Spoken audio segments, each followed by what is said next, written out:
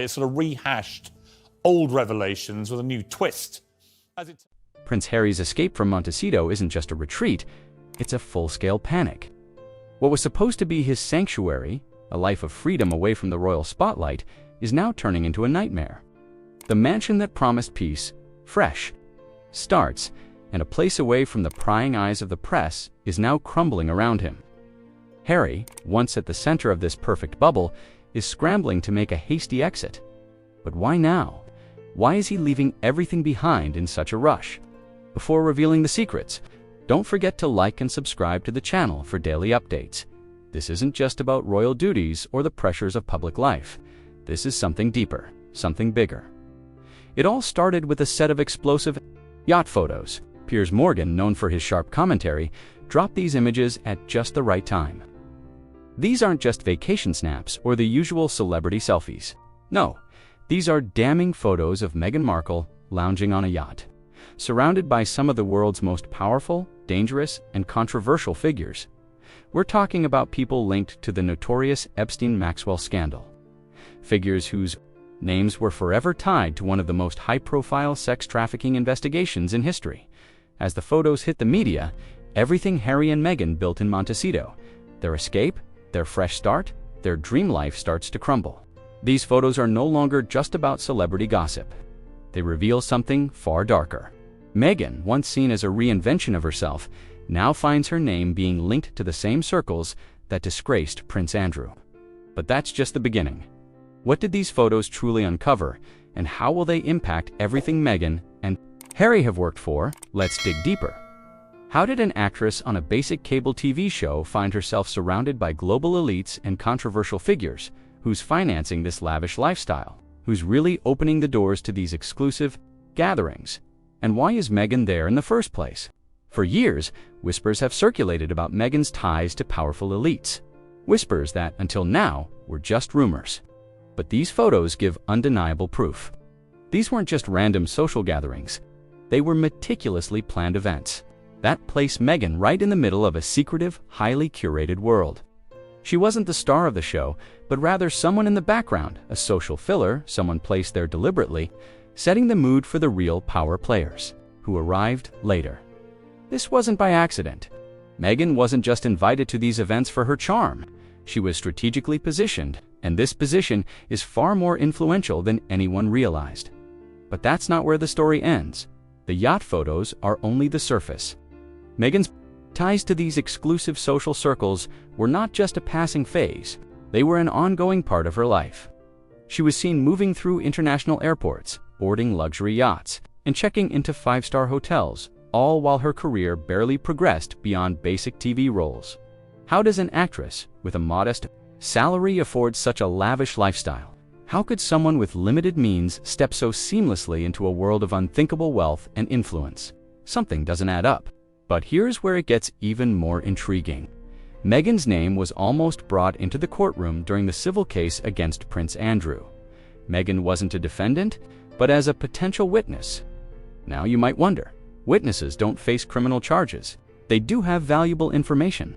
And the fact that Meghan's name even came up in the case shows how seriously authorities were taking her connections to the Epstein-Maxwell network. But here's the question we all need to ask. Why was Meghan considered important enough to testify? What was so crucial about her ties to these circles that made investigators want to hear from her? If Meghan had nothing to hide, why was she even on the radar of the authorities? Why were they so eager to question her? Fast forward to today, and with the release of those yacht photos, everything is starting to make sense. The world is finally seeing the truth. Meghan wasn't just a passive observer in these powerful circles, she was a part of them. But this isn't just about celebrity gossip. It's about the power of social connections, the web of influence, and the secretive world Meghan was living in. And now, Harry is caught in the middle of it all. But the real twist comes next. Meghan's pregnancy. You remember how it played. Outright, it was supposed to be this beautiful, intimate journey. But every time Meghan was seen in public, there were inconsistencies in the way she looked, in the way her pregnancy seemed to change in the blink of an eye. One day, she's cradling her baby bump protectively, barely able to move. The next day, she's strutting in heels, climbing stairs like she's never been pregnant. What's going on here? The timeline doesn't add up. The medical records don't match the public appearances, and the contradictions are starting to pile up. How can Meghan go from barely able to move to walking upstairs in a matter of hours? And why are there gaps between medical appointments and public sightings that didn't match? It's not a coincidence. It's a mystery that's getting deeper by the day. And then, the home birth that never happened. Meghan had openly discussed giving birth in a private, peaceful setting at Frogmore Cottage. Yet, when the day came, it all changed. She gave birth at the Portland Hospital, a place that had never even been mentioned before. Why the sudden change? This silence surrounding the birth, the pregnancy, and the discrepancies is deafening. The world accepted the fairy tale narrative because it was easy to do so. But now, the cracks are showing and the truth is resurfacing. The inconsistencies buried under royal wedding headlines and fairy tale images. But as more revelations come to light, thanks to Piers Morgan's yacht photos and Ghislaine Maxwell's testimony, the questions are coming back, and they won't be ignored any longer. This situation eerily mirrors Prince Andrew's downfall. Andrew didn't lose everything because of rumors. He lost it because of testimony under oath that couldn't be swept away. This is the way true scandals end, not with headlines, but with cold, hard evidence. And now, Meghan is tied to the same network of powerful people. But here's the biggest question. How much did Harry know? If he was aware of Meghan's connections to these elite circles and chose to cover it up, could he be complicit in the same scandal? If he didn't know, he's now entangled in a situation that threatens everything he's worked for.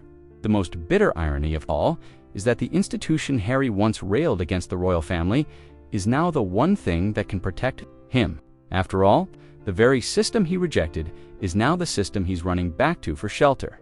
Harry's leaving Montecito is not just an escape from the royal family. It's an escape from a life that's come crashing down.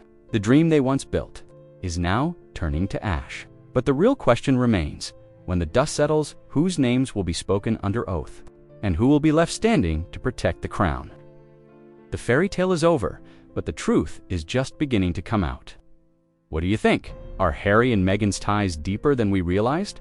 Let us know in the comments below, and don't forget to hit that like button if you want more insider updates on the royal scandal. Next week, we're diving even deeper into Meghan's ties to Hollywood elites, and you won't believe what we've uncovered. Stay tuned, and don't forget to subscribe to get the full story.